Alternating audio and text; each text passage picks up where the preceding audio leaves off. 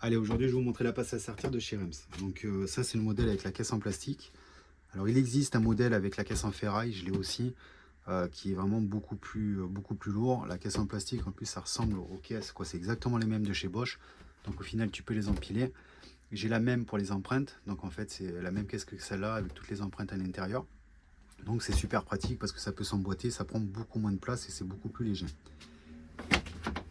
Donc, dans le kit, qu'est-ce qu'on va retrouver? On va retrouver la pince, deux batteries ou une batterie, je crois qu'il y a des kits comme ça, un chargeur et c'est livré sans tête. Tu as toujours des petites promos, comment ça s'appelle, chez tes fournisseurs où ils t'offrent une tête avec deux ou trois têtes, sachant que c'est un produit qui vaut à peu près quand même 1000 € hors taxe. Sans les têtes, tu comptes à peu près 200 €. Alors tu vois, la tête elle ressemble à ça. Et en plus, celle-là, c'est la mini presse. Donc c'est pas exactement toutes les mêmes. Ça va être du TH en, comment ça s'appelle, en 16. Donc suivant tes raccords, il faudra que tu t'associes avec tes raccords pour que ce soit pareil. Ensuite les batteries, moi les batteries c'est du lithium. Comment ça s'appelle, ça tient dans le temps, il n'y a pas de souci franchement là-dessus. Tu peux y aller avant de la vider, franchement, faut vraiment y aller. Bon, 1,5 ampères, c'est sur du 22 volts.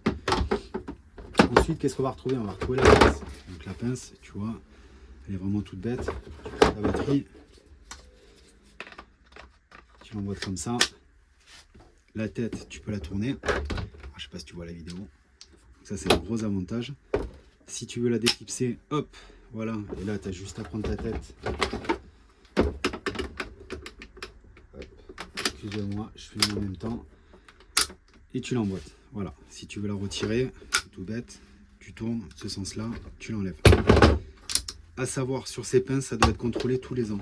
Donc, pour savoir si ta pince elle a été contrôlée ou pas, si tu viens l'acheter d'occasion, tu as une petite pastille qui est dessus. Ça donne l'année et la date. Donc la prochaine fois à réviser, ça va être l'année d'après. Allez, je te remonte ça. Si tu as des questions, n'hésite pas. Si tu veux l'avoir en marche, j'ai déjà fait des vidéos dessus. Donc voilà. Allez, à plus tout le monde.